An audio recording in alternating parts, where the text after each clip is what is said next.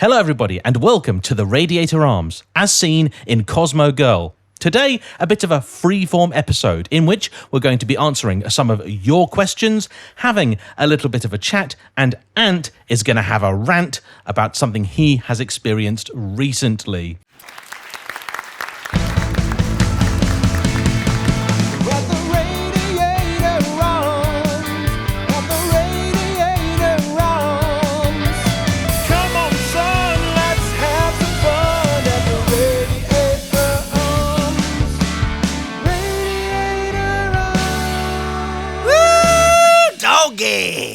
But before we start, I want to say, gentlemen, I've got a genius idea. One so amazing. You know when you think of something, you're like, I can't work out why it is that nobody before has come up with this. Now, the weather is currently glorious. Here in Britain, it is nearly 30 degrees, which for my American friends is about 130 Fahrenheit. It's absolutely fantastic out there. As a result, I have had more barbecues this year than I think the last 5 or 6 years combined.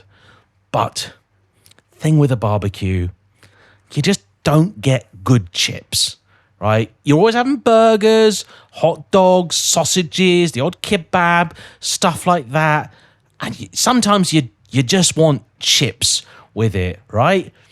But how do you do good chips on a barbecue? Well, there's only one way to do chips properly, and that is to deep fry them. So I am currently working with some somewhat suspect, it must be said, companies in the Far East to develop a barbecue attachment, which is ultimately a chip pan. And thus far, we have been testing it, and barring a couple of very, very minor thermal incidents, it's all going exceedingly well. And I am looking forward to rolling this product out across the nation. So, we've had some prototypes, done some designs, a couple of bits of artwork for the ad campaign. So if you would like to be one of the first to buy what I'm going to call the JayEmm Family Incinerator, then please make sure to email us on our address, which is landlord@theradiatorarms.com. I don't know if you're being serious or joking. We shall find out when it hits Argos. Now, as ever, I am James, a.k.a. the JayEmm. To my right, we have the man in the cans, the ever-fragrant Will, a.k.a. Will the Plank. Oh, hello, everybody at home. And to my left, we have the seething ball of fury and rage that is Ant. That would be me. And Ant, I believe you've got something you'd like to get off your chest, because I can tell it's been gnawing at you over lunch like we have on chips. We know the segment that this is going to be called Ants Rants. Ants Rants. Ants Rants. I'm sorry, I beat you to that one. That was I've been actually Did that ship sail decades ago? I have been talking about doing that for ages, but more in my sort of consultancy tech world space. Yeah. But yeah, that Ants Rants with a Z. Yeah. Anyway, 2 Zs even. Yeah, so I don't know if this is a hard one to tell, because if I say what car it was, it kind of gives it away. Maybe I should or I shouldn't, but let's just say it was an experience in a service centre at a dealership, a main dealer, and I took one of my cars in to get some warranty work done. That doesn't necessarily give it away, does it? No. And left the car there.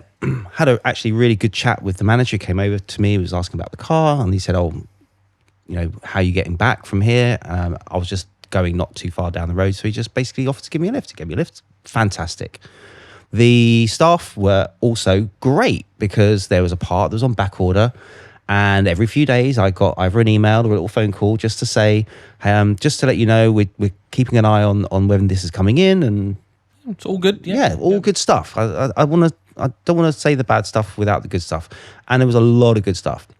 There were a couple of things that weren't so good. Like, they tried to tell me that my spare tyre canister, whatever you call it, was missing when it wasn't missing. Yeah. And wanted to charge me for it. I said, well, there's no point charging me for something that's already there. So I don't know what went on there. Then there was another thing where they said something, the fuel flap cover had stopped working. I said, well, when you did your health check video, you didn't put that on there. So could you just do like a mini health check video and show me that it doesn't work before you do any work. I don't want to authorize the work.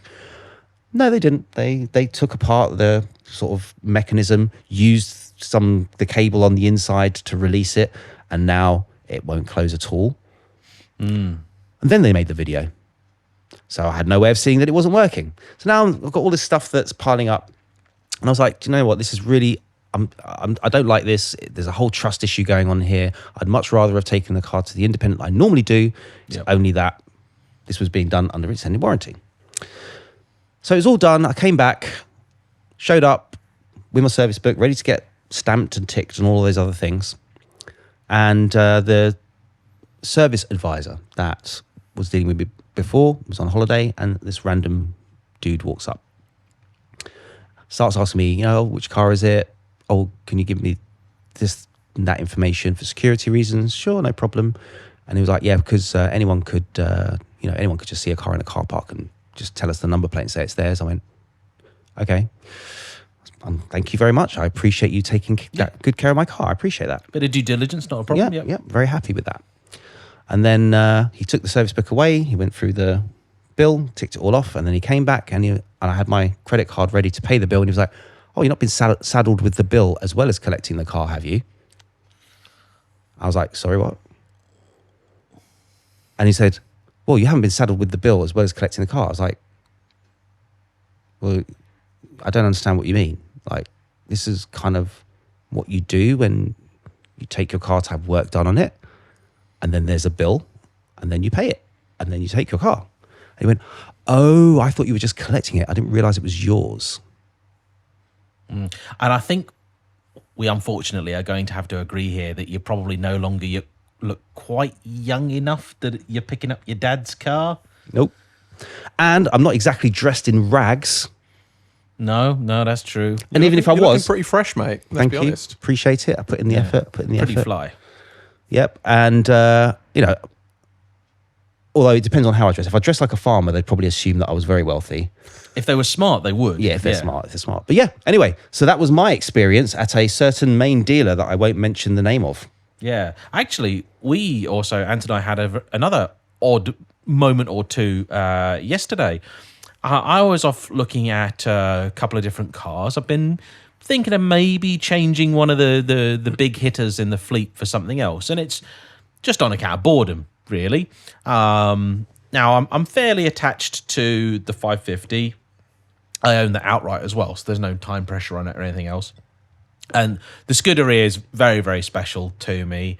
But the F12, I really like it. Do not get me wrong, I love that car to pieces, and I would always like to own an F12, but I'm not sure if maybe that one. Also, like I think all good petrol heads, you want to try everything, right? You want to try everything. And I just don't have the finances that I can go and buy another supercar or something without one having to go. So I think, sometimes it's wise and prudent to have a look what's out there, because next year I will have to make a decision on the F12. If it's staying, it's got to be refinanced, yada, yada, yada. So there is a time element. Anyway, so we went to one of these places where, all of the car dealers have all gathered together. All the prestige brands are all sort of, within easy walking distance. Anyway, we went to go and look at one car. It was all very nice and lovely. I had a test drive and all that. And that's a potential for me, but I'll talk about that at some point. At the same time, we decided to basically just go and have a bit of a wander. And I wanted to pop over to the Ferrari dealership there to look at something and ask some incredibly boring questions. But there was also a Lamborghini dealer nearby, which is a little bit depressing. I don't know what it is with Lamborghini dealers. They're always basically empty. And it feels like there's never anyone around. Very odd. I hoped they'd have a Temerara in, because that's one I wanted to look at, just again out of curiosity. But while we were there was a Maserati, in pride of place, I would have said. And I'm pretty certain it looked like the front suspension had just collapsed. Yeah. Because I looked at the front of it, and the front of it was like 1.5 inches off the ground. And I thought, oh my word, like that's really low. Like that doesn't look right. And then I saw that it wasn't that there was no gap between the tire and the arch. The tire was up in the arch. Tucked. Yeah. It was like, what? It's like, is this on air ride? And they've sort of deliberately slammed it, but the back was, sat with plenty of clearance. So it did honestly, and this is a car with like 59 miles on it, by the way. This is like a brand new car. I was just looking at it being like, this just doesn't look right at all. And then as we left to go, there was a Lotus dealer nearby, and out the front of it they had an Emira with some really dodgy wrap on it, and the dealer plate on the front was just hanging off. And it's just like, this is the frontage of your business. Like, if I worked for Lotus and I saw that a local dealer had at the front of the dealership a car with a number plate just touching the floor because it's fallen off, I'd go spare, because, I think these details are important. Like, I know it sounds really daft. Like, if you go into a restaurant and they give you a dirty menu, I think you've always got to ask yourself, you're like, they couldn't be bothered to clean the menu, which probably costs all of like £1 to make. Like, how clean's the kitchen? And I think this is one of these little things. I was particularly disappointed when we went into the Maserati dealer, because, you walked in, it was like there was no one there, and then you saw that there was someone in an office, apparently on a phone call. And now we just walked around, had a look around, and we just walked out. Nobody stopped us. No one sort of said, he didn't sort of like come out with his headset on and just say, with you in a second, lads. Put it on mute. I'm going to be about half an hour. Can I get someone else for you, or anything like that? There probably wasn't anyone else to get for us. When we went into the Lamborghini dealership, I asked. I had to knock on a door of an office to ask who was in sales, and they said, "Oh yeah, they're all upstairs. I mean, we can get them for you if you want." And it's like, I'm like, seriously? Like, do you? I don't know. Is it like? Do they think that the cars sell themselves, so we don't have to bother, or we can't be bothered? The Ferrari dealership, however, they nailed it. Yeah, because also I walked in there stating very plainly, like, I am not here to buy a car. I just want to look at a boot of a specific car, because I'm about to take one on a road trip and I need to know how much space I've got. And they weren't really concerned about what I wanted. They were just like, yeah, of course, sir, there's one over here. I'll get the keys for you right away. Yep. It was no problem, no hassle. And I will say, I've been to a number of Ferrari dealerships before where I've just walked in and just said, I'm just here to nose. And I think that's a really good sign of a dealership. In fact, I'd almost say to you, if you are thinking of buying your first like high-end car, and high-end, by the way, can be BMW, Ford, whatever you want it to be, right? It doesn't matter, right? If to you it's high-end, it's a big deal, right? Any car purchase, I think, is a big deal. And particularly if you're not sure whether a dealership is maybe worth the money that you've put a lot of effort into earning, just walk in there and make them think you're not there to buy a car, and see how they treat you. Because if you go in saying, look, I'm not in a position to buy, but I would just like to look. I've been in there plenty of times where they'd be like, yeah, of course, sir, no worries. Like, would you like to look around? Like, if you got a kid with you, sometimes like they'll be given an armful of brochures and stuff like that to look at, back in the day when there were brochures. And if you have a really positive experience. I mean, I remember I did this actually for my mum when I was 17. We were looking to buy a new car. She had to sell her 3 Series because unfortunately I couldn't get insured on it. And she sent me around to all the dealerships because the logic was I was a spotty 17-year-old and she had previously had negative experiences, as a woman going into a car dealership. So her logic was, if they treat you as the young lad seriously, then she knew they'd treat her seriously. And that meant that they would be worth, her money. And it was fascinating, like the reception you got. Some places you walked in, you could tell they'd already decided you were there to waste their time. And other places were like treating you like you've been a lifelong customer, even though you'd never been in there before. I had that experience, and I saw that. I may have talked about this before on the podcast at McLaren Hatfield. Mm-hmm. Years ago, I was there filming something. Can't remember. They had the P1 GTR there, I think it was, and there was these kids standing outside, and the sales manager just walked outside, said, "Do you want to come in?"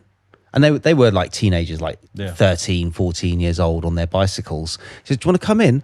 And they were like, "Can we?" I was like, "Yeah, of course. Just, just feel free to have a look around. Don't touch, but Yeah. That might have been Craig. He's lovely. I've been down there a few times. So hi, Craig, if you're listening.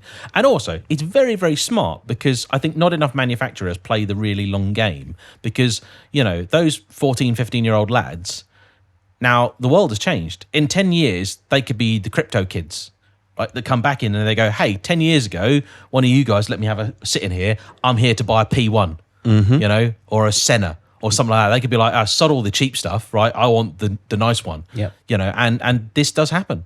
Yeah. Anything you want to get off your chest, Will?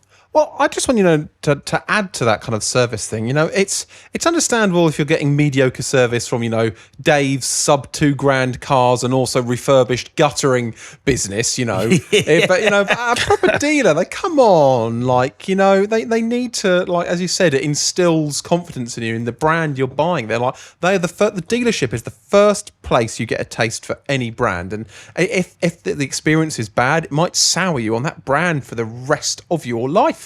Or it might make you loyal. Like, even when I bought my 370Z, the first one in 2009, the dealership I went to was Glen Hopkin over in Romford. Mm-hmm. There was a guy working there called Mark Kemish. Mark, you're awesome. And he's moved on to much bigger and better things now. But he gave me an experience that I thought was more like a supercar experience. He was like helpful. He walked up and said hello to me and my son and showed us around, let him sit in the cars, and then he was like, after I looked around, gave me a call a couple of days later. Would you like to go to Goodwood? Sure. Sent me 5 tickets for Goodwood. Went to Goodwood for the day because they had a 370Z that was going to be on show. And then the next thing I know, I was like, okay, finally decided to buy one. So I said, I want to make this a special collection experience, particularly for my son, because at the time he was 10. And he said, yeah, what do you have in mind? I said, well, I haven't told him I bought this car. Every time we've been here, we've just been browsing. So I was thinking of kind of surprising him, and he was like, love it. I was like, okay, here's what we do, right? There was some special version of the 370Z, which was just a plaques and stripes thing that I didn't actually like. He said, we've got one of those coming in the showroom. Just tell him that you're coming here to see that. And I'll get him to sit in the car. And while I'm doing that, I'll hand you the keys. You go to the underground car park and you bring the car up yourself. He says, but before you bring it onto the ramp, just phone me, and then we'll pretend that maybe you got locked downstairs or something and you can't get out. And then we'll come outside. He said, I'll give you the keys and we'll make up a story about where you've parked. Oh, you have to move your car. Can you move it to the underground car park? Because I left it outside. So we did this whole sort of like thing. And then he'd handed me the keys secretly. Damani was sitting in this car being all excited. I went down, saw the car for the first time in the underground car park, got in it, started it up, phoned him. And he was like, oh, what? You're stuck down there now? Hold on a second. No, that's not right. Hang on. I'll come out. And he brought Damani outside. And then he said, oh, well, we're outside. I can't see you. And that's when I pulled round the corner in the brand new 370Z in pearl white, had the wheels done in black, which they had organised for me as well, and pulled up to the top of the ramp, opened the door, had the illuminated kick plates. And Damani was just like, huh? What? What's happening? What's happening? I don't understand. And then Mark said, this is your dad's.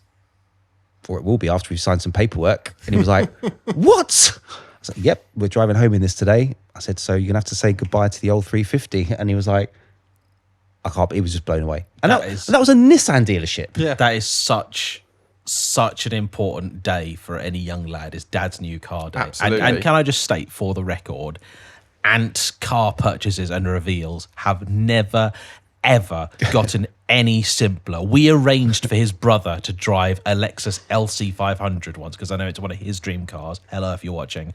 And it was like the plot of a John le Carré novel, trying to organise all this shit. And of course, we've done it with you. I know, I was about to say the bloody Merc reveal. Listen, you've obviously learned something from me then. No, I always had a flair for the dramatic, right?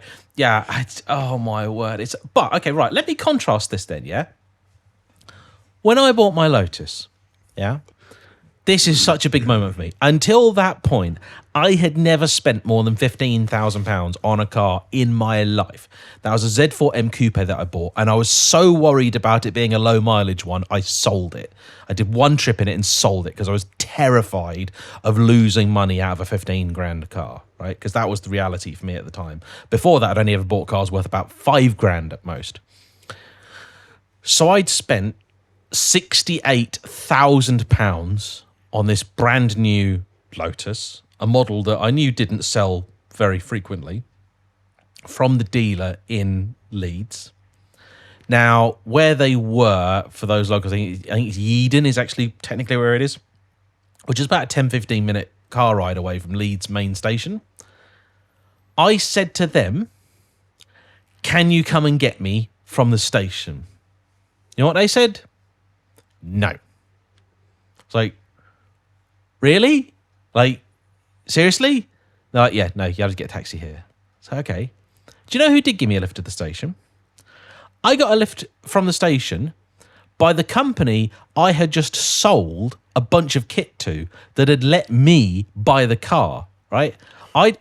They'd just spent 80 grand with me and they paid for a taxi, right, to take me from the station to the dealer. And it's at that point, I think, do you know what? I think if it was me now, I think if I just spent 70 grand or was about to dump 70 grand on a car and they said, we're not going to spend £10 on a taxi, I would probably say you can take the paperwork and rip it up. Because if my custom is worth that little to you, I can buy one of these cars anywhere else. Yep. Right? You are not the only dealership that has this one. It was between that car and one up in Scotland. And the only difference was the guys in Scotland had wound up pre-registering their car. So it was basically a case of like, I could save 500 quid, but it was technically pre-reg, or I could spend the extra 500 quid and I would be the first owner. And that was the only difference between the two, right? And the guys in Scotland were idiots because I thought they'd quoted me one price and they actually said they quoted another, and the difference was about 250 quid. And I said, if you go for the price I thought I heard, I'll have the car. And they were like, no. And they wound up sitting on that car for another, I think, 9 months and then discounting it by a shed load more. Anyway, yeah, so that stuff is so frustrating. But yeah, to the good dealers out there, we salute you here at the Radiator Arms. Yep.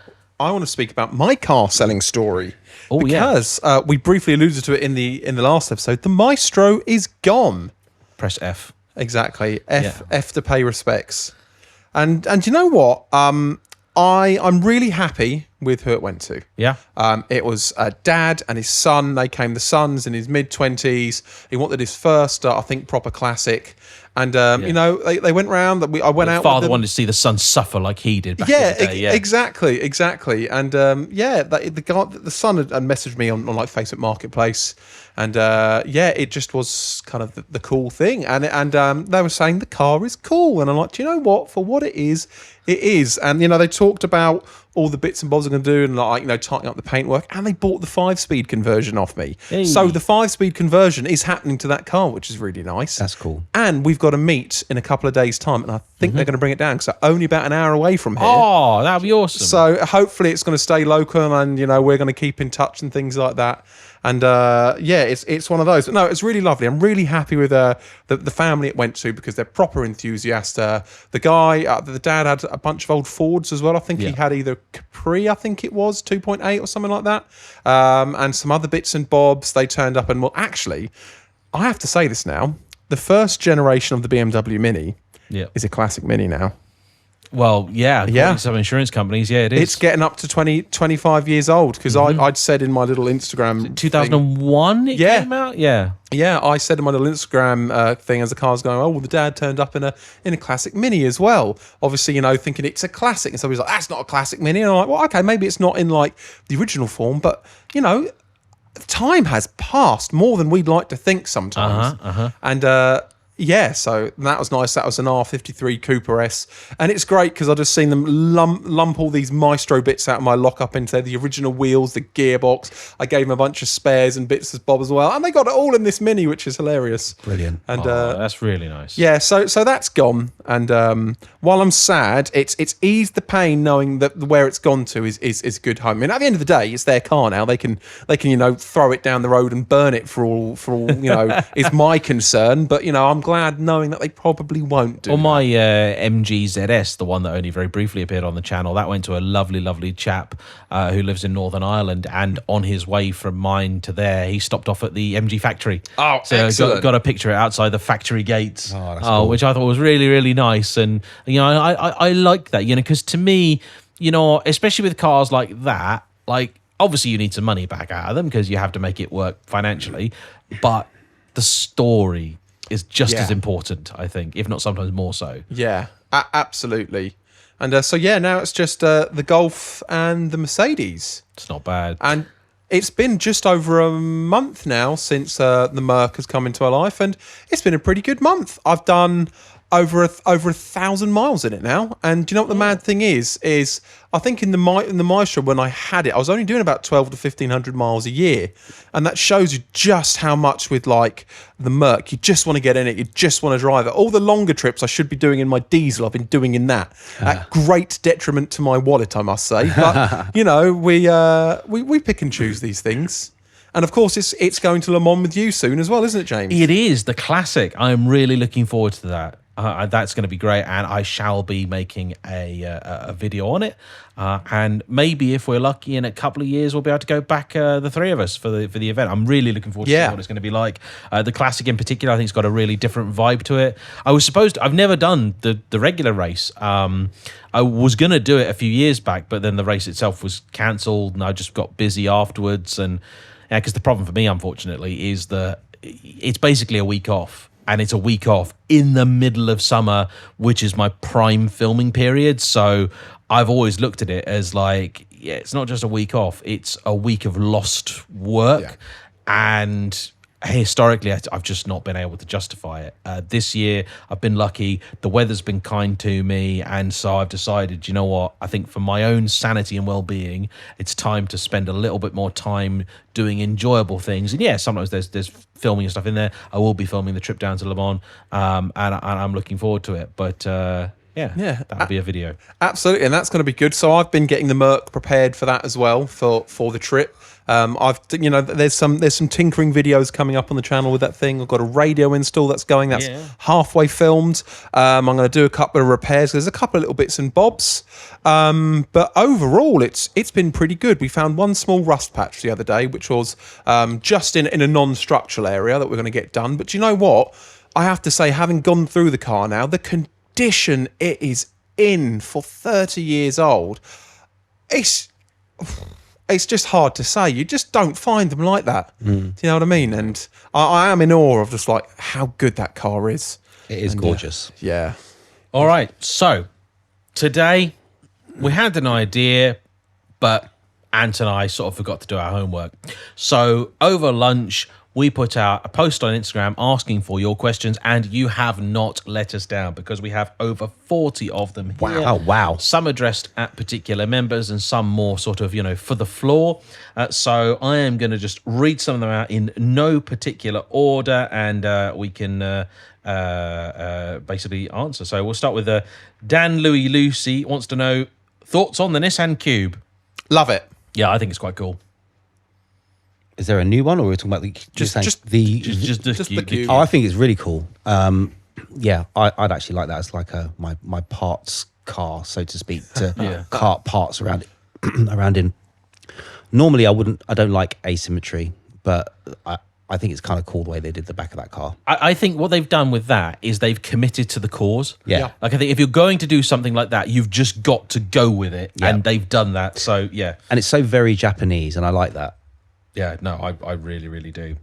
Okay. A good friend of ours, a pint of Pantaloni, would like to know survival tips for the M25, because if he is where I think he is, he's about to join it. Oh, dear. Survival tips. Probably a good quality podcast. Yeah, good quality podcast, definitely. On some good speakers, and ideally, you probably don't want to be in a manual. Yeah. Yeah, no. Because once that thing grinds to a halt, the stop-start is awful. Yeah, this is one of those occasions where you're going to want adaptive cruise or some kind of smart following thing where it can just start and go for you, and you can sit there and still scream into your steering wheel, but at least you won't have to do much while it's going kind of down the road. And don't go with a single clutch automated gearbox, because that is just it's the worst thing in the world. Because so you're stuck in the traffic, there's been an accident somewhere up the road, who knows, and everyone's just like edging forward. Now obviously if you've got a manual you can do that easy, or an auto, but within a manual you do it easy. You just let the clutch out a little bit and then you put it back in again just to get it moving and let it roll and just creep along at the same pace as everyone else. When you're in a single clutch box, you're like, I'm not doing that.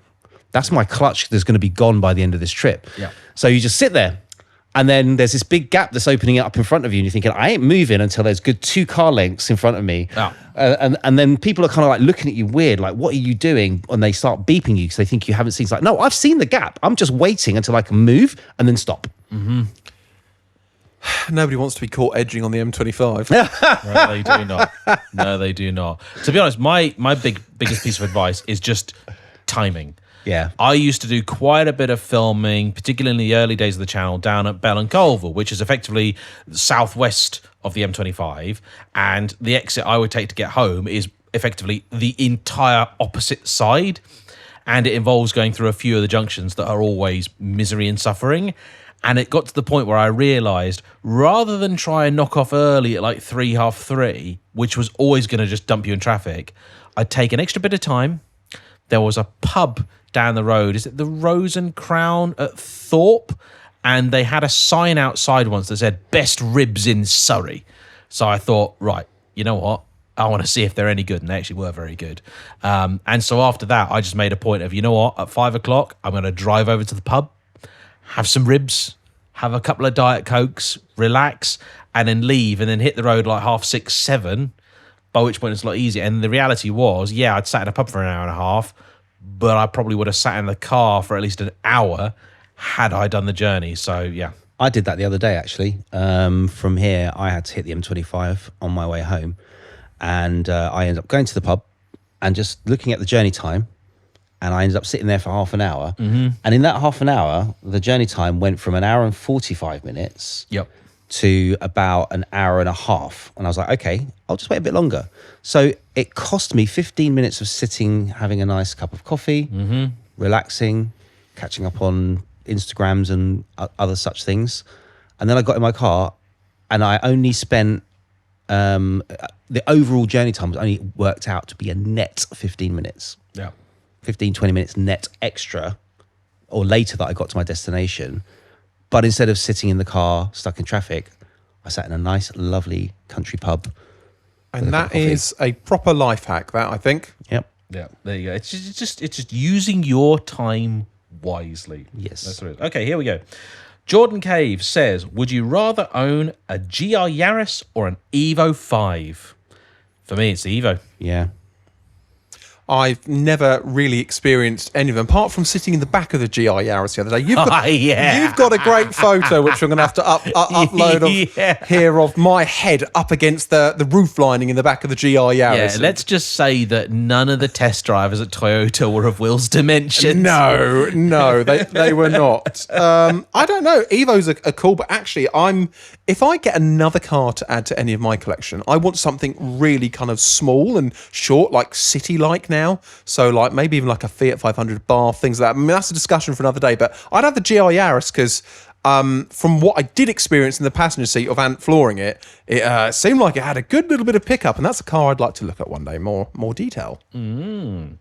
Okay, from Petrol-headed Toana, apologies.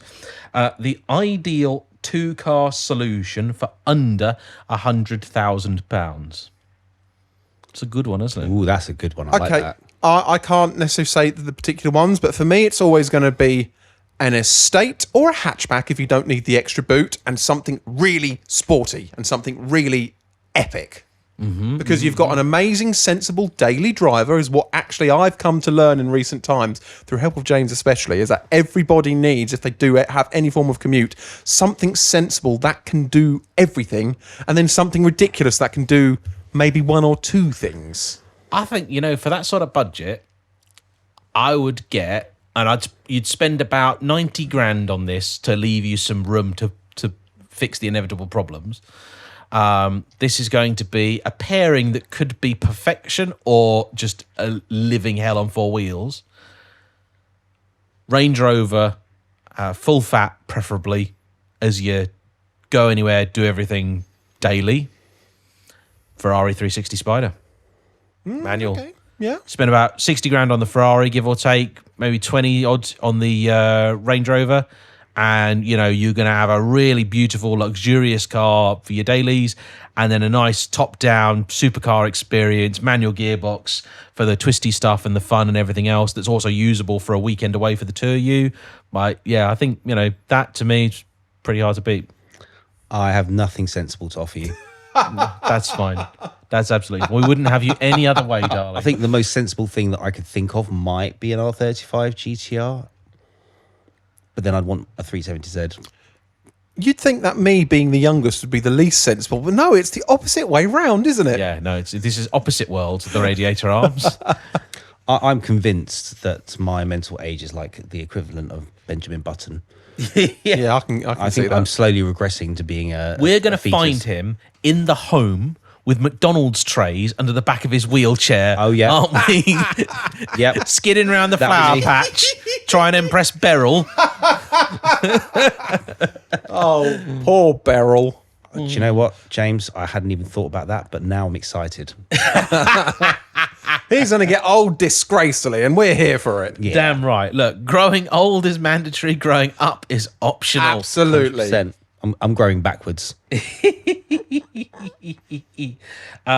Maz 500 IG wants to know, will I answer his question? No.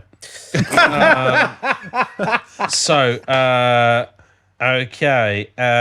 All right. That Pink 180 wants to know our least favourite car that people rave about. E.g. for them, the Golf R that they think is actually painfully dull. I actually, you said this, there's not really, I don't think a lot of cars that I hate, actually, that people rave about. Oh. I'm going to tell you, I had an experience with a GR Yaris, not the more recent one. Yeah. My first experience, I was entirely underwhelmed by it. Mm-hmm. And having driven the updated one more recently, I think what happened was, my first experience with the first version was very, very brief. I had it for like 15, 20 minutes. However, I did have it on the Millbrook proving ground on the hill route, which is quite an exciting, but I think it's the most exciting road that I've ever driven on. Yeah. And, but I was entirely underwhelmed by it. And I think it was because it was brief and I was so distracted in that short period of time by the seating position being so awful that I never really got a chance to just get into the car enough to tune that out and then just really appreciate it for what it was. So based on experience, I'd say that GR Yaris was my kind of the most underwhelming one for me based on the experience. However, I suspect I know why that is now, and I probably need to get out in one. We'll get you out in one. For me, E46 M3. And I owned one as well. Yeah. So it's not just on the basis of a couple of test drives, because the thing is such a pain to live with. It's so needy all the time. And then if it isn't broken, you'll find ways of spending money on it because you want to modify or upgrade it or this, that, and the other. And the steering is terrible. The suspension's all wrong. Look, they look fantastic. The engine's mighty and everything. But people would make you think that that car gives you the sort of fizz you'd expect only if God put his hand down your trousers, right? And it just leaves me very, very cold. However, a particularly brave gentleman did bring me their E46 M3 the other day, because they had the E46 M3 CS, not the CSL, the CS, which was a kind of run-out special that took a few bits of the CSL, like the steering rack, springs, dampers, brakes, a couple of other bits, and just chucked it on for a fairly small sum. And it was actually really good. Yes, I saw you. It was. You got quite excited about that. I was actually on the same day. I also got to drive another real hero car of mine, which is the E63 M6 with the big V10 in it. Oh, what an engine! Oh my word! I mean, I was tempted actually to say, as part of my 100k pair, like a Ferrari and the E61 M5 Touring, which is properly epic. Oh, that's up my street. That. Yeah, right. That's a bit of nice that. All right. Okay. So, all right. Here we go. This is an interesting one. From Callum One Ross, he says, "If I won a car raffle, could I afford to keep the car as I wouldn't have a car payment? Let's say 40k a year." I mean, if they're saying, "Can you afford to keep one of these cars if you had a budget of like £40,000 a year?" I mean, like, yeah, I can't really think of much that would cost £40,000 a year. Or are they on about like that's just what they earn a year and has to pay for everything, their house and all their bills? 40. Oh, like, good question. Yeah. That's probably more like it. Yeah. Isn't it? Can I read that? Yeah, there you go. because I think is what they're assuming is probably that So if they're on £40,000 a year, like a sort of like a pretty good wage, Yeah. but not like amazing, like and then maybe they've won a Ferrari or something. Okay, Yeah, and like right. what happens is sometimes like you get 10 grand cash. No, as that's well, you know what kind of that's a thing. really really good question. Yeah. I know the answer to that one. Go for it. If you have to ask that question, take the cash alternative. Yeah, I absolutely. Ant is right, and my esteemed colleague is correct to agree with him. However, to give you a full and honest response to your question, if the vehicle you've won is something, let's just say, like a Audi R8 V8, Aston Martin V8 Vantage, Nissan R35 GTR, something like that, and it has been correctly serviced, maintained, well looked after, and when you get it, it genuinely does need for nothing. Chuck 911's in that list as well, any variant of 911, right? I don't see any reason why, if you can set aside, like, let's say 2 to 5 grand, that should keep you going for a few years. Out of 40 grand, man, how are you going to do that? I mean, No. I'm just assuming that if say he's now got this car, you've just won this car, and so now he doesn't have to buy his own fun car, right? Let's just say hypothetically, you had an MX-5, right? Let's say you had 5 grand's worth of MX-5. Now you've won a 911 Turbo, yeah.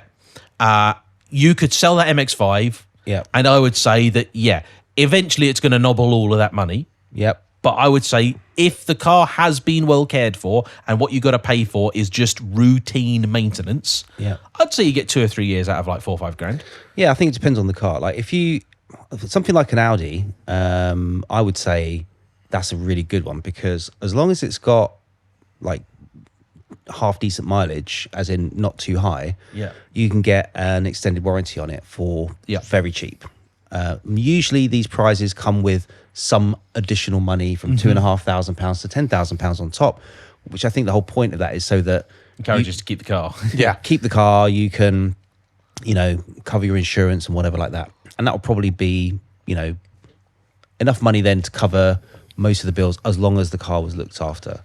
Yeah. One of the great things, something like an Audi, you get an extended warranty on it within 30 days of getting that car.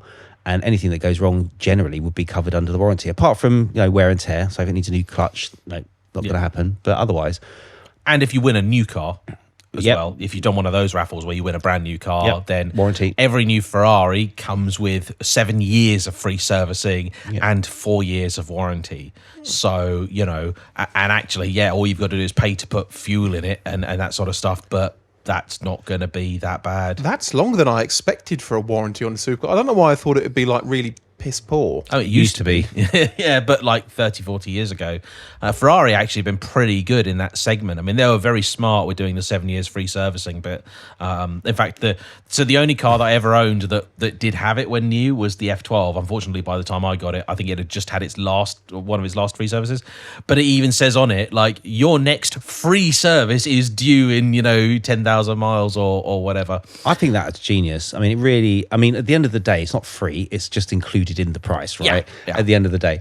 And if you're buying a £300,000, £400,000, £500,000 car, like, seriously, even if they took the retail price out of it, and like, what's that going to be? Over 7 years, £14,000? Yeah, 10 to 15 grand, basically. Yeah, Depends on what 10 to £15,000. Is there really a big difference between a £315,000 and a £300,000 car? Not really much. No. Also, the reason they've done it, I think, and it's absolute genius, is it means for the first 7 years of that car's life, it is guaranteed to go to the dealer on an annual basis, which means that the dealer has even more opportunity to be able to sell you a new car. Yep. And, when it gets close to the end of that free servicing, that's a good excuse to go, well, he could just get you into another one. You got another 7 years free servicing. And also, when it becomes an approved used vehicle at that Ferrari main dealer, it's got a full Ferrari service history as well. Exactly that. Which is great for the residuals. And of course, the cool thing is that the free servicing continues throughout the life of the car. It lives with the car. Also, without restriction. It is 7 years of free servicing, not 7 free services. If you do the mileage, they will service the car as often as it needs. I heard a story of a chap in Germany, I think it was, had an FF and did 30,000 kilometers a year in it. And he would come in for the service and they would book in his next service for 6 months' time. And you get it. Believe it or not, though, I got told this by a chap at Ferrari, not everybody takes it. Really? Yep, true story. The guy said to me, he said, someone came to him and said that this was with like a 458 or a 488, something like that. He said, where do you get it serviced? And he goes, I get it serviced at this independent over here. Ferrari are very particular. They tell me, don't call them specialists. They're like, we're the specialists. We built it, right? They're independents. Thank you very much. I can see their point. And the guy said, he said, well, why don't you bring it to us for servicing? He said, well, yeah, because it's cheap though, isn't it? And he goes, what? Do they pay you? Like, it's free with us.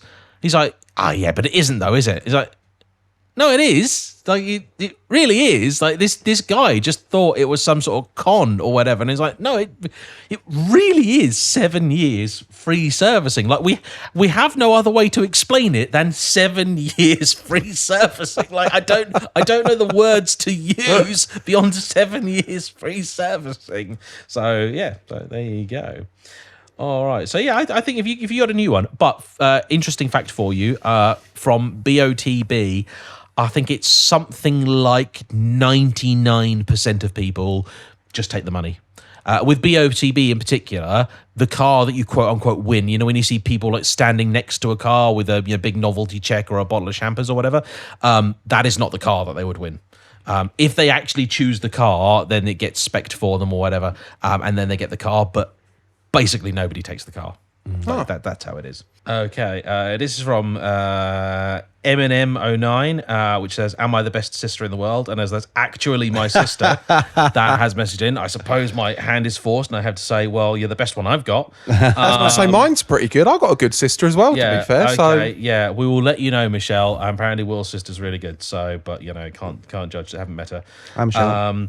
Actually, also shout out for my sister. She is doing a half marathon next year for raising money for endometriosis, which, if you've never heard of it, consider yourself lucky, because it's an awful, horrible condition that afflicts many women, including some people that we're quite close to. And she was pestering me to chuck a tenner in the pot because she was trying to get up to, she had to raise a certain amount of money to be able to actually do the event. And so she set a target of 400 quid to raise. So I said to her, look, do you do you, I mean, I can chuck some money in the pot, but like, do you want me to share this with my followers? Because, you know, sometimes with these things, it's like, no, it's still a little bit private, like it's family, whatever. She said, no, share it. So I said, okay, all right, sod it, I'll do it properly. So I put a community post up and basically said, look, here's what's going on, raising some money. I tell you what, anybody that chucks some money in, I will match it up to $1,000. And within 12 hours, we did it. So we managed, I think last check, she's up to about $2,500. Excellent. So yeah, because I said, I ain't running no half marathon for 400 quid. So like, you know, I wouldn't expect you to do the same either. So yeah, so from my sister Michelle to everybody that donated, a big thank you. And we'll put a link in the description down below for anybody that wishes to be a part of that. Okay. This is a good one. This is from Oh My God Tim. How come you never go to someone's house and they've got the same fridge as you? It's true though, isn't it? Yeah. I've never been to anybody's house that got the same fridge as me, but then they should consider themselves lucky because my fridge is a little bastard. Mine was like a 300 quid Beko one from Argos with a water dispenser in it. So there is a chance. Dispenser, you flash git. I know. There is a chance that, you know, people might actually I've got a rant about that. You know what? This is Will rants time. All right, You know, yeah. my wife was insistent I spend the extra £50 and got a fridge with a water dispenser. And this is a couple of years ago now. And I said, are we going to use it regularly? Yes, of course we're going to use it regularly. You are aware this one has to be manually topped up and manually cleaned and everything like that. Yes, of course we'll use it regularly. Did we use it last year? No. Have we used it so far this year? No. That's 50 quid that could have been spent on car parts. Exactly. I had my kitchen done up a long time ago, and we put in a really posh tap. And I know some people have the one where it's like instant boiling water. Yeah, I like those. I'm not fussed about that. But what I would like is cold water, right, on demand, like properly chilled water. So I got this grower tap which can do cold water, and it also does fizzy water as well, which is like, I didn't ask for fizzy water, and the guy was like, yeah, but basically if you get the chilled one, it comes with the fizzy thing anyway. I was like, okay, cool. So after a few years, I was going to use it, and I was like, oh, it's run out, and I had to save up some money to buy a new refill canister for it, because that was the problem. I put a new canister on it, and it's like, no, that's not what it is, and it's like, oh, has it run out of fizz or something? So I was like, oh, fuck. So I basically had to contact an agent to fix it. That was a nightmare, because I'm like, you Google these taps and all they're trying to do is sell you a new one. I'm like, I've already got one, thank you very much. I would just like it to work. And so what I did was I was like, I'll be cheeky. I will ask to find someone nearby that can supply me a new one. Guy got in touch. I said, look, I'm really sorry here. I'm doing a bit of a bait and switch. I don't want to buy a new one off you. I just want my old one fixed. So he said, yeah, that's no problem. Send me some photos. So I sent him some photos, and he said, yeah, it's probably knackered that. And he said, thing is, you probably would have had to have changed it anyway. I was like, why? He's like, yeah, they don't sell the canisters for that one anymore. They're a different shape now. And it's like, oh, really? Really? See, this is the stuff that grinds my gears. Like, we're being told we can't have nice cars anymore to save the planet, and here they are, like, you know, I will not let my V12 be pried from my cold dead hand while Nespresso is still in business. Right? Don't get me started. If you have to create landfill to have a coffee, I'm sorry, I'm having my car. Right? That's it. Who would have thought that, you know, a tap could become obsolete? Yeah, right. I just, oh dear. It's like appliances with Wi-Fi and apps built in that will stop working in 10 to 15 years, and then suddenly your dishwasher doesn't work anymore. Yes, indeed. I was going to say that you can recycle the Nespresso things. There's like a thing you put it in and send it back. But how many people do? That's the problem, isn't it? It's like cars, right? You know how all cars are made? They're like, this car's basically 99.999% recyclable. And you go, okay, all right, I see that. But if you take it to the scrappy, does he carefully separate all the pieces out and, you know, put aluminium over here, steel over here, glass? No, he doesn't. He just crushes it into a cube and sticks it in a pile with the others. Like, they're not being recycled. Like, this is one thing, again, maybe there's a late addition to the Radiator Arms Britain. Like, we should just have car recycling centres. You know, you go in and the car is ethically and properly pulled apart for its component pieces. They can go on eBay or whatever. Run it in conjunction with eBay. eBay Recycling Centre. We go in and a team of people, all they're doing all day long is just parting cars out. In fact, there's probably a bunch of reformed criminals can do it quite effectively. That's it, isn't it? I mean, come on. This is the obvious solution. In fact, this is how we recruit them, right? You leave a Range Rover on the streets of Britain, right? You track it. 10 hours later, it's in some warehouse somewhere, looking like a Lego set, and you'd be like, right, lads. It's like the start of a Mission Impossible film. Right, we've got you by the short and curlies now. You're working for His Majesty.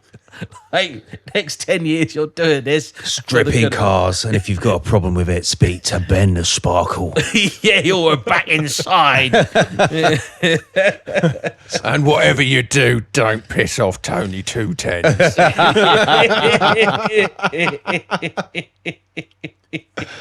All right then, Will the Plank. Yeah. Jimmy 3 Feathers. Okay. All right. Skin75 wants to know which vehicles we're taking to the pub meet on Thursday. And I think you're not available for that one, are you? Unfortunately, I am doing something elsewhere to do with my other job. One of my other jobs / businesses. Yeah. I am probably going to bring the Scuderia. I'm going to bring the Mercedes. Good man. It is the perfect pub car. It is. Oh, it is. I'm actually going to double check what everyone's. I might be able to come. What time does it start? 6, but it goes until 10. So Yeah, you need turn up at his own. And it's looking like a really good turnout with a great variety of cars. Like the place is going to be packed. Also, we're really sorry to say at this point, when you listen to it, this meet would have been well and truly in the past. Yeah. So sorry. Yeah. But there'll always be another. So keep an Yes. eye out on the community page of JayEmm on Cars. And also sign up for the newsletter. Yeah, which does occasionally go out. Link in the description. Yep. Okay, here's an interesting one from Alex Jobling. Are loud exhausts going out of fashion, or is it just the regulations? Oh, it's the regulations. I mean, in terms of new cars, Yes.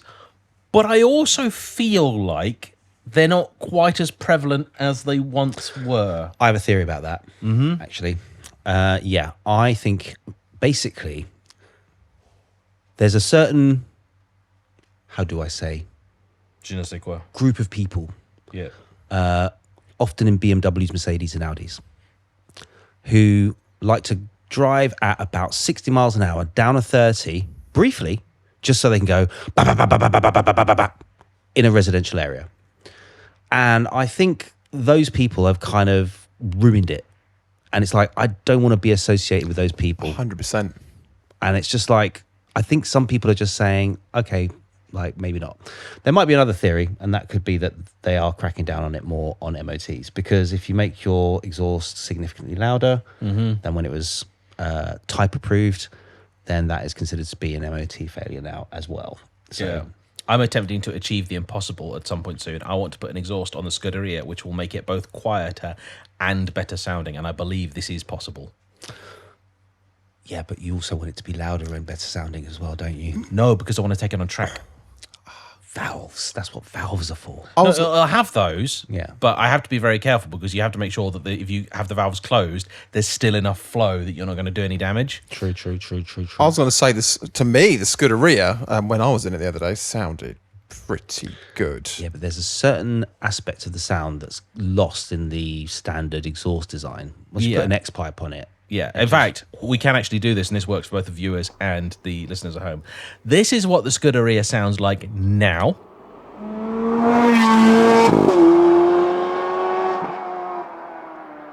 And that's all stock, and I cannot explain to you how loud it is. This is a noisy car. When the valves in it open, it is effectively two pretty short, like 3 foot long straight pipes. Like that's it. And it sounds like 2 4-cylinders having a fight. What I want the Scuderia to sound like is like a 355 with an exhaust on it. And this is what one of those sounds like.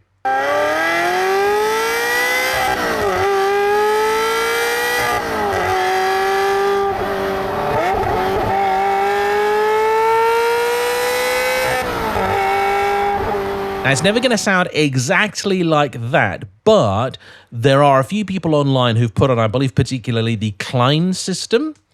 And one of those sounds a bit like this.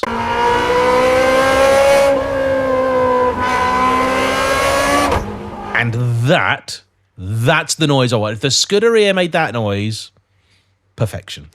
And this is the thing. I think that more people would be receptive and accepting of louder exhaust if they just sound good. Like, you were doing a thing on the M2 and you were talking about what was the it? M3 and M4. The M3 and M4. Yeah, And you said you described them sounding like a lawnmower or something. it's just a racket. I'm sorry, it is not. See, those old E46 M3s, they got that really buzzy, raspy, like tuneful noise. Like, a 911's flat 6 at full chat is like this beautiful howl, And I think a lot of people, particularly young people, because they're good at this sort of thing, they mistake quantity for quality. Yeah. And I'm old enough now that the Hungry Horses 24-inch big plate special no longer holds any appeal to me. Like, give me a damn good bit of fillet any day, and that's what I want. I'd like to say that I think the Merc has a beautifully balanced exhaust. Personally, it's when you get it and you get it between town, a couple of walls from houses, and you hold the gearbox in second and maybe give it a little bit of a wow. It sounds lovely. But when you're on the open road and cruising, it's not droning or anything like that. It's classy. It is. I think that's the exhaust that most cars should aim to have. Yeah, and that's got a power flow system on it, Cat which back. I think was made to be not identical, but close to the original, just a little bit fruity. And yeah, that was that's a nice system. Okay. Tim Organo is channeling the spirit of Talkie Toaster here and says, would anybody like any toast? How do you like your toast? Do you like crumpets, muffins, bagels? What do you go for? I just don't want to hear about any breaded products. There's a reason we took you apart, Talkie, and I don't know why you'd put him back together. No, I like my toasted butter on it. Yeah, And just a bit of Marmite as well. Marmite butter. plain white, like Plain white. I'll eat whatever. I'm not that fussed about different kinds of bread. My wife quite likes fancy bread. There's one at Sainsbury's called the Panda Champagne Loaf or something like that. that does sound posh. It is. It's just a nice posh white. But I'll even eat like the. This isn't her basic. way of trying to justify why she's come home with a baguette and a bottle of wine. Like, oh, honey, it's a Panda Champagne. They do it in France, yeah. No, she wouldn't need any justification. She'd just say, Will, I bought some wine and I bought some bread. And I go, Yeah. all right then, whatever. No. You do you. Yeah. How about you? No, I would not like any toast. Don't want no toast, crumpets, bagels. Buns, baps, pancakes. Do you know what I really love? I think the chap who's asked this is American, and he's currently sat there going like, what on earth are they talking about? Well, you know what? I'm not going to tell you. Yeah, find it for yourself. Me, I tell you what. Do you know the one time when there are two things that ordinarily I'm just indifferent to, right? It is toast and soup. But bring the two together, and it gets even weirder. If it's a cold winter's day and it's got a bit of that little bite in the air, right? And you get a real like doorstop, like, nearly inch thick slice of granary bread, right? Just lightly toasted up. Put a bit too much butter on. I don't mean marge or none of that nonsense, right? Proper, the sort of butter that at that time of the year you have to put it in the oven for half an hour before you can spread it, right? And you then slather that on and you dunk that into a nice chunky soup, like a bit of ham, hock and pea, or a bit of chicken, or for Will, just disappointment and water, whatever it is you just have. And you just get that. Probably lentils. There's probably lentils in there, isn't there? You get that, and you're like, all of a sudden, you're like, because then the soup starts to melt the butter as well, and you're just like, oh yeah, that's So there you go. As long as you don't ask the gazpacho soup warmed up, you'll be all right. Oh, see, that's actually a clue as to what the talkie toaster thing. I was going to say just briefly, I'm kind of hooked on sourdough. Seeded sourdough. Yeah. You're going to hate this. With olives. I love olives. Oh, honestly, there's this one Who's Olive? bakery. I don't know. Exactly. There's this one bakery that used to do it near me, and now they don't. And it's just so disappointing and I used to buy it like all the time, and there was just something about it. It was the chopped up olives that were kind of in there, and when you toasted it, it just heated up the olives in a way that kind of released like oils from the olives into the bread, and it just was so delicious. The other week you were talking to me about making rude hand gestures when talking passionately about things. I think you need to check yourself today, mate. I'll watch that on the playback. All right. I'll make some rude hand gestures in your direction in a moment. Some guy called Yesh has said, what is the best car to have a full 5-course meal in? Bentayga. Bentayga's a damn good shout. Tell you what passed me on my way home yesterday, a Maybach. Oh, yeah, that's the one. And a proper jobby. There's not like there's a cheapy Maybach out there, but like, You want the one with the proper centre divide as well, so you can keep the poor person up front driving around out the way while you eat your 5-course meal. Yeah. I recently did a video of a chap with a long wheelbase, like full fat, full spec Range Rover SV autobiography. Ooh. And he sent me a picture of like the picnic tables with the McDonald's on it. That's how you do it, isn't it? You're like, I remember once going abroad and we're waiting at the ferry terminal. And there's a guy there in an Aston V8 Vantage, which is like the 05 shape one, but at the time that was like a really new car. And he was sat there in a driver's seat with a pork pie and a bit of champagne on the go. And it's like, I love that. You know what? Yeah, go for it, mate. Like, yeah, go on. Okay, here we go. Oh, this is a good one. This is a good one. From Carmad Elliott, the worst vehicle mods. I would say pop and bang maps, actually. And this is going on about, especially if someone's sitting there in a car park banging it off the limiter. Oh, yeah. You know, that's what it is. And I don't know, also if they're going all the time, going, sounds like your car's got diarrhea or something like that, honestly. My Zed's got a pop and bang map. Yeah, but the thing is, I bet turn it off though. I bet yours is done tastefully. I'm not on about the one. Is it not? No, it's really. I've never seen your Zed in person, so I'm going to tell you. Yeah. Honestly, when it comes back, I'm going to tell you if your car's got diarrhea or not. Yeah. The thing is, like with the way that one is set up, though, is it's only one of 4 maps that it does that, and you have to choose for it to happen because basically, if you just lift off, all that will happen is you'll just get like a little crack or a one pop or something like that. If like you sort of downshift and then you just rest your foot on the throttle, just that take up the little bit of slack on the throttle, then it just does the pop, pop, pop, pop, pop, pop, pop, pop.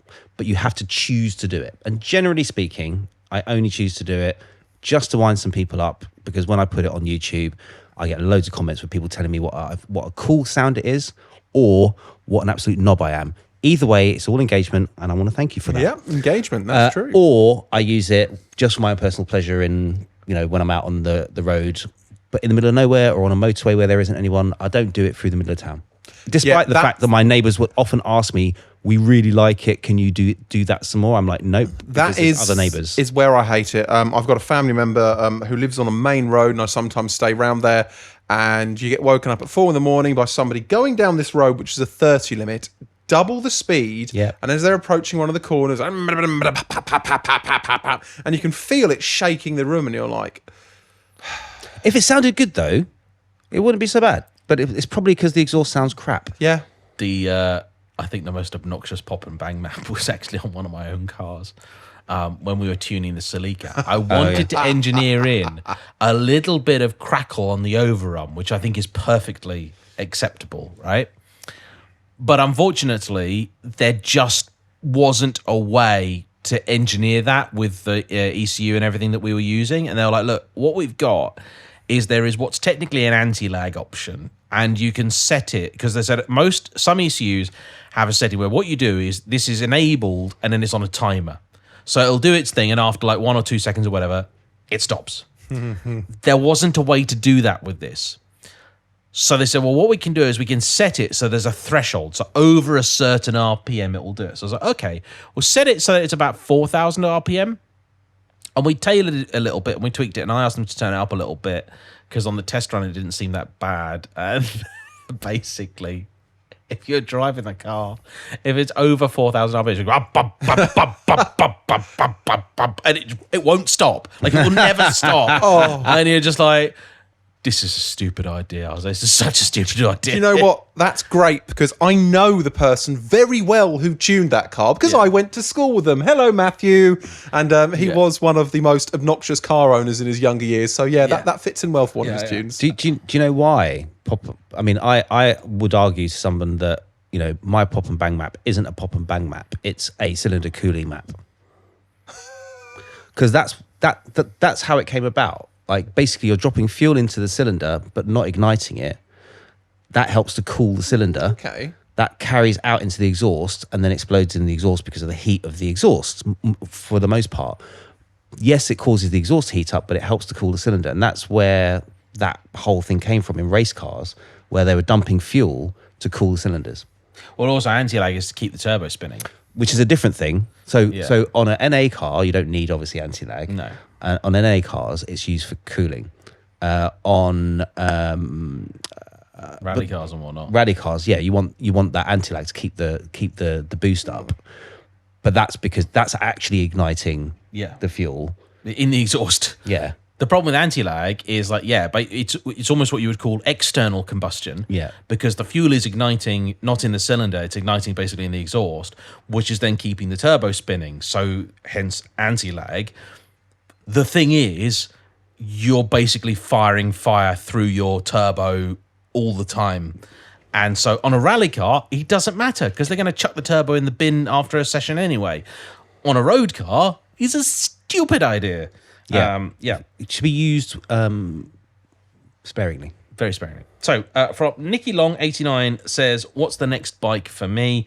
And can we have a bike meet?" I've looked into doing bike meets. The problem is, unfortunately, that a few of the venues that I use to host car meets are very set against bike meets because, unfortunately, much as we've spoken about the reputation of cars in the recent past, that bikes have acquired an even worse reputation, to the extent that now one of the most famous automotive venues in the country, the Ace Cafe, is closing at 6 p.m. on Fridays, I think. Yeah. Simply because of the actions of the people that turn up, who are typically not a part of the meet at all, and ride up and down like pricks. And I've seen it happen. And it's one of these really unfortunate things where I think if the community could just work a little bit more harmoniously, by which I mean send a copper down there, because just a little bit of police presence will stop this from being an issue. They're there to show off because they think it's big and they think it's clever and they're young and they're stupid, right? And we've all been there, but unfortunately, they are ruining an iconic venue. You know, the Ace Cafe is a part of British motoring heritage. Yep. But sadly, I mean, it's also a bit ironic because, you know, part of the reason it's famous is because people used to try and do 100 mile an hour past the front of it back in the day when that was actually legal. Well, I don't think doing 100. Actually, no, it was. It was. Yeah, it was. There was a time. Yeah. And also, people don't realise this, but where the Ace Cafe is now, it's sat quite far back. But when it was newer, the main road was effectively right out the front of it. Yeah. But yeah, so that's really sad. That survived what, 2 world wars? Got yes, bombed, something like and that. then rebuilt. Yeah, it did. I think it was closed for quite some time and then reopened. But yeah, the Ace is very, very cool. And sorry, that closure, that's not them deciding to close. They've been ordered to close by the council, essentially. Like, if you want to keep your license, then you're going to close from 6 p.m. on Fridays, and that's the end of it. They've also got a PSPO there, Public Space Protection Order, which of course you don't find out about unless you go on their social media page or actually arrive there.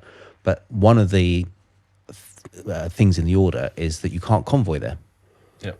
So you can't drive your vehicles there in a group of 2 or more, because that's a convoy, and you're essentially breaking the law by really being in daft, contempt of a court order. because given the nature of traffic and how you get there, there is a very good chance that you are going to arrive together whether you try or not. Exactly. That's what happened when I had a meet there. Yeah. We all just happened to leave South Mims at exactly the same time. Yeah.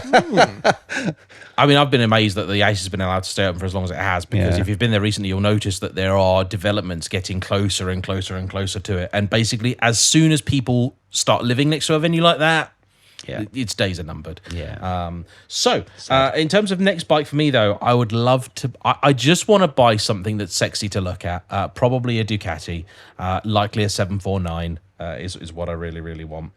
A zig. All right. From Sublime Worlds, the top 3 best sounding road legal cars. Ooh. Yeah. 1.9 TDI. Road legal. Yeah. I'm going to let you have an exhaust on it. All right. Okay. Then one of the best sounding is the Aventador SVJ with the Gintani F1 exhaust. Bloody knew you were going to say that. Or, hang on. Or, one of the best sounding at the moment is any 5.2 Audi V10, as in either the Gallardo or Huracan or the R8. The new second gen R8. Yeah. They don't do this for the Gallardo or the first gen R8s, unfortunately, for the LPs or the first gen. But Secret Weapon have developed an exhaust that makes the 5.2 sound like the Gen 1 Gallardo with an exhaust. The Gen 1 Gallardo was just like one of the best sounding. I actually think it's up there with the LFA, personally. It's good. It's also, so if people are wondering what the significance is, the capacity difference has nothing to do with it. No, it's the fact that the original one is an odd firing engine and the newer one is an even firing, and it gives you a completely different tone. The BMW V10 is also an odd firing engine, so that's why, like the M5 and the M6, they sound actually more like a Lamborghini than a current Lamborghini does. They've got that character to them. I really like it. I would say, being serious, probably like, the Zonda or that Merc with the 10 grand exhaust, which has the V12. An obvious one is 355. 355 has got to be out there. 355 to me has got to be one of the best sounding cars of all time. Also, going to throw my own hat in the ring here, F12. Yep. Yeah, right, the F12 and A12 was the same engine, same as LAF. The engine's been in quite a few things. That's just stunning. Yeah. And probably, I got lots of issues with the car, but I'm never going to buy one, so who cares? Probably never going to even sit in one. Gordon Murray T50. Yes. Oh my God. No, when I heard that's goosebumps. Yeah, have heard one in person very, very briefly, and it sounded spectacular. Do you think you'll ever have a 355? Do you think it'll happen? Yeah, one day. Yeah, I could make it happen basically any time that I want. And one of the things that I have sometimes thought about selling the F12 for is a 355, because I would want to keep a 355 forever, and I think that's the only reason I haven't done it, is because I'm just waiting for that car to turn up where I look at it and go, that one. Yeah. Like, I need it in my life. I don't care what has to be done. It's going to be mine. And I've currently got two schools of thought with it. One of which is try and wait for the right car to turn up. That may be tricky. And the other, which I almost prefer, is every now and again, there's a car that's appeared. I've seen it for sale twice now. And it's an early coupe, the Berlinetta, which is what I want. And it's got the the non-airbag wheel, the early engine, all that stuff, and it's got quite high mileage. It's like 70,000 miles or so, and it tends to appear at therefore a fairly reasonable price for a 355. It's like 70-80 grand, something like that, which is a lower end of the 355 market, especially for a early Berlinetta. But it's in grey.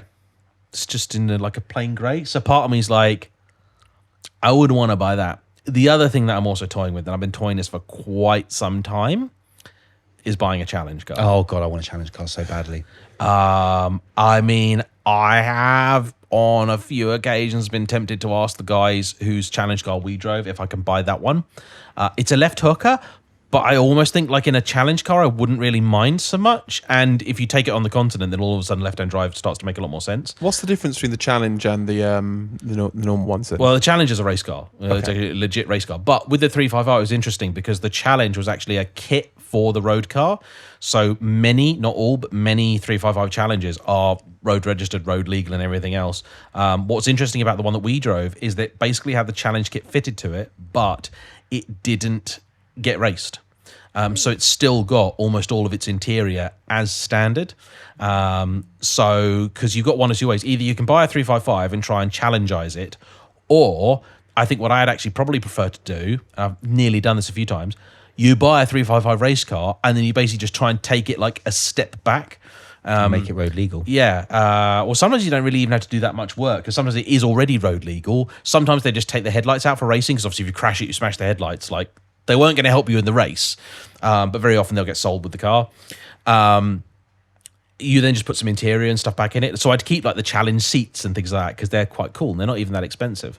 And actually, because the guys are racing them, they can get parts. So that's quite handy. Like you find sometimes maybe the race car parts are actually easier to get than the road car parts because they go through race car parts. Yeah. What's your favourite 355 colour? Because mine is yellow, and I think I like it. It is the challenge grille with that honeycomb style grill at the back, is it? And that's when I always see them when I look at those and I think, oof, that's a bit of me. Yellow's up there. The Rosso Mugello, the one that we drove, is also gorgeous, which is more like a burgundy kind of colour. Delicious. Yeah. The Le Mans blue one, there's that chap with one you drove, wasn't it? Yeah. That was gorgeous. Yeah, that car. and every now and again I do message him, and it's like, but he really likes that car as well, and he doesn't really want to part with it. I bought his Vantage. Oh, okay. The Vantage that I had was his, and in fact it was only after messaging him about the 355 I found out he was selling the Vantage, and that's how I wound up getting that. So there's some sexy sounding cars. I think that's one of the only cars that I would personally be more than happy to own one at the same time as James owns one. Yeah, Like I don't mind if we've both got one. we do his and hers. Yeah. If I could afford it, we could all three have them. There we go. There we go. But I would go for something like that. You'd have a Rosso. red, wouldn't you? Yeah. How do you feel about white Rosso cars? Because Mugello. we could do like an Italian flag. Yeah. I don't mind the white, actually. There you go. I'm still interested in the 348 as well, actually. Oh yeah, 348 in yeah. black. We got to get you guys out in a 348. Oh, yeah. I saw one of my favorite 355s recently. Beautiful. I don't know the name of the blue, but it's like a really beautiful dark navy metallic blue. Mm-hmm. The interior was like a sort of orangey coloured tan interior. Yeah, probably Koyo as they call it. Yeah. It could have been Tour de France blue, like it's just quite a dark blue. Like, Yeah. it's really But nice. this one colour. was slammed on some rims. It looked wicked. Had the challenge wing on the back. I'll dig out the picture. Okay, this is a good one. From Insta a hypothetical given name. £10,000 for a daily, but all your running costs are paid for. How crazy do you go? Sorry, say the question again because I was just going back to the substitute teacher in my head as you were pronouncing that. Okay. Aaron. Aaron, that's exactly Yeah. what I was thinking. All right. AN Tony. Right. Okay. All right. So you can buy a car, you're going to have to daily drive it for £10,000, but the running costs of it are inconsequential. You don't need to worry about any of that. Like, okay, I am seeing before me, do you know what, honestly, a genius suggestion for this. The Bentley Continental Flying Spur is what Will is showing me. Yours for, can you pass me that? Yeah. £9,950, 75,000. I have to buy this car. What colour is that? Please tell me it's black, because then I won't buy it. Yeah, thank God. I think it's black on black. Oh no, it's black on like that's weird. That's a weird color inside. That's like a sort of like What is that? it's like a coffee colored, but it's like a horrible cup of tea color. Like tea that's got moldy color. It's got the W12 in it. Walnut steering wheel. 560 brake. They call it tan leather. Heated and cooled front seats. Xenon headlights. Not even silly mileage. 9,000. Genius, mate. Absolutely. There was genius. another one which I saw as well around because we were originally going to be. We were going to be doing an Auto Trader comparison, which may come soon. And I found this as well, which I think was there was an import one of this, but this as well. Oh yeah, so this is a Lexus LS 600H, a car I have driven on the channel, which is the hybrid luxury thing. Lovely thing to drive. As long as you don't want to drive it fast. Oh, hang on. Which one is this? The LS 600H. I've often been tempted by the LS 460, which is basically the shorter version of that without the hybrid gubbins. And has a normal gearbox as opposed to the ECVT. Yeah, that's a lot of car. Oh, and it's got the 4-seat rear. Oh yeah, that's nice. Yeah. Okay. Oh right. Okay. Now that's a Okay. Now, that's a bit of you. I wouldn't get this car, and the reason I wouldn't get it is because it's on airbags. Yeah. However, I just as I was scrolling past it, I stopped because I know the guy that used to own this. In fact, I know the guy that put it on bags. Actually features in a Sports and Touring video when we went on a bit of a rally.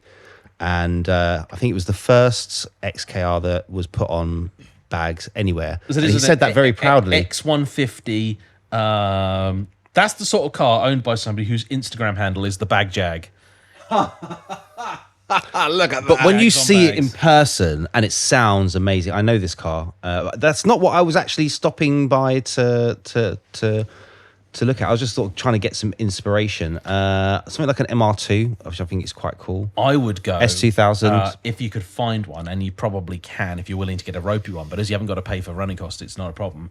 A Maserati. If you could find a really ropey as hell Grand Sport, I'd go with that. I can't remember what Ben paid for the Gran Turismo. I think it was more than 10 grand. But yeah, some sort of Maserati would be really, really cool. Like a dodgy Quattroporte, because they sound cool, they look cool, but the reason you don't buy them is because of the potentially horrifying running costs.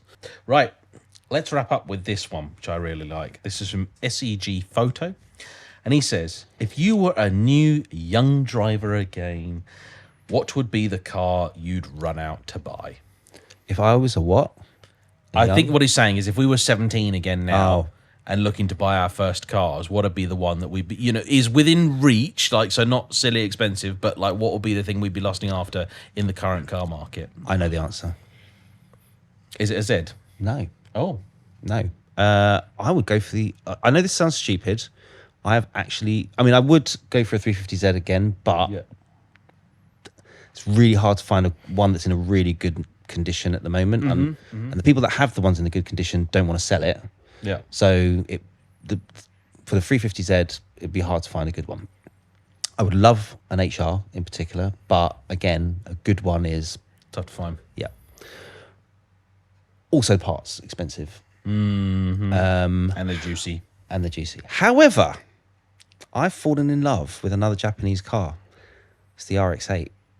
Which is even juicier somehow. Which is even juicier, but and less reliable. but the parts aren't so expensive. And the cars are cheap. And this is the thing. Because if you go out and you buy one that has already got a busted engine, Yeah. you buy it for pennies and then you get a rebuild. And the total cost of doing that is about as much as you'd pay for one that you don't know what the state of the engine is going to be. I'd love to do that. And, I have to give credit to my son, Damani, who's RX-8. I ended up buying off of him. And because he wanted to buy another one, which was even better. And it was just the quickest way to make sure that we didn't miss out on that car. Because I wanted that car on the channel, more importantly. And I kind of don't really want to sell the one I've got. But I will. Because if I kept it, I would only want to do to it everything that he's already done to his. Yeah. And as much as I'm happy to have a 355 Challenge car at the same time as you having a 355 Challenge car, I can't bring myself to do a copy of my son's car because it would just feel like I'm trying to upstage him or overshadow him in some way. Yeah. So I could never have one now.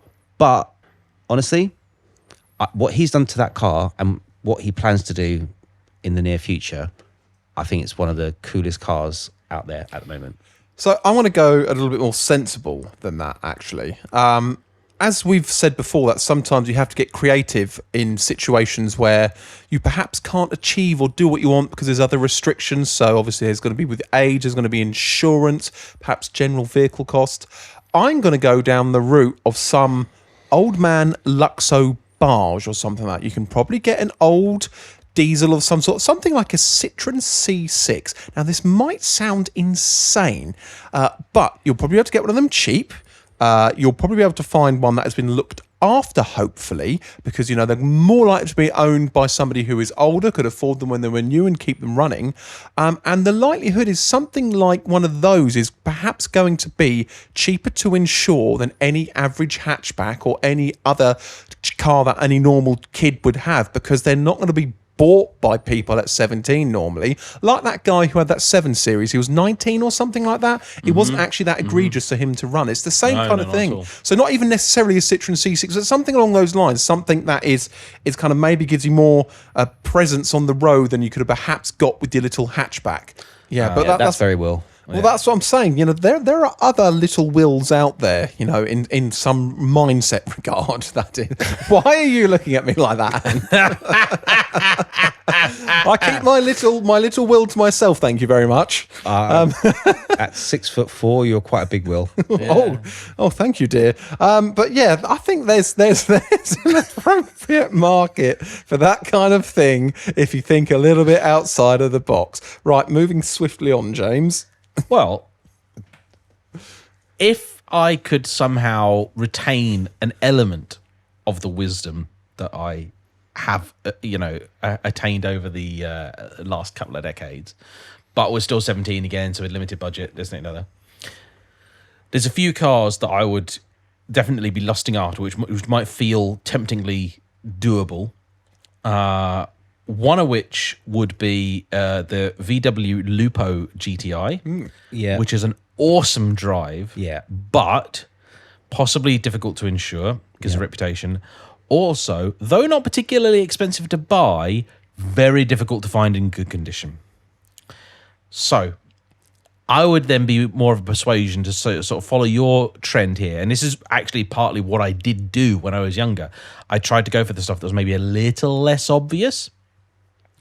So our mutual friend, The Fox, earlier, he sent me a link to an Auto Trader advert. Now, it's got 230,000 miles on it, but it's an E60 generation BMW 545i with the 4.4 litre V8.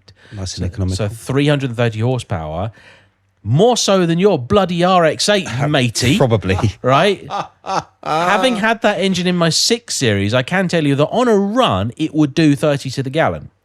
And when I was a young man, I actually had some possibly optimistic, but also potentially sound logic, which was that as a self-employed person, the only time that I was driving big distances, it was for work, which meant I got paid for my mileage.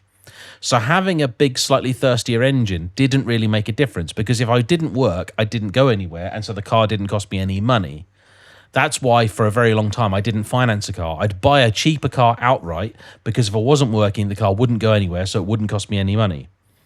And then if I was driving somewhere, someone else is paying for it. And I tended to think that the large petrol engines were a little bit more durable and therefore cheaper in the long run, That was my logic anyway. But this car, it's notable for a couple of things. First off, it's a very rare one with the 6-speed manual in it. Oh. Rear-wheel drive, of course, and just under $5,000.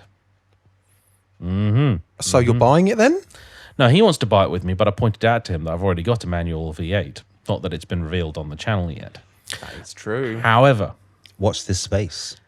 I would also be seriously tempted by a Jag. Not unlike the one you showed me, but without the bags on it. Yeah. It'd be a regular XK. And the reason I'd love it is that when I was a young man, I really lusted after what was then the older XK.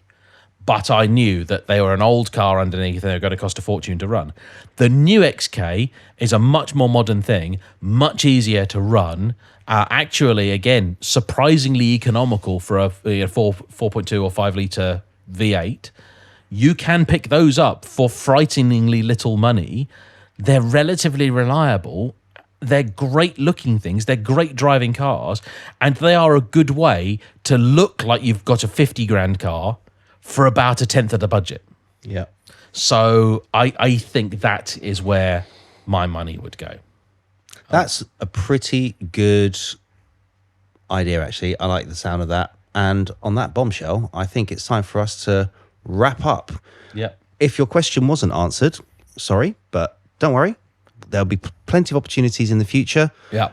If you had your question answered, let us know in the comments what were your thoughts and what would you do, or what would your answer to be to your own question. And also, remember, if you want to be in the chance to actually see these Instagram stories next time, perhaps send in some of these comments. Let's do everybody's socials. Where are we going to go for you, James? JayEmm on cars.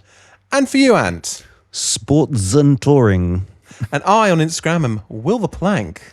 And from all of us, we want to say a big thank you for listening. Don't forget, you'll find us first here on YouTube at 7 o'clock in the morning on a Monday, ready for your commute. And then a week later, the same episode in audio form on Amazon, Apple, Spotify, and I don't know, probably BitTorrent as well, if we're that popular. And no matter how you watch or listen to us, thank you again from all of us and to the Radiator Arms. Goodbye. Goodbye. I was going to say something like something about you being a big will. By gum.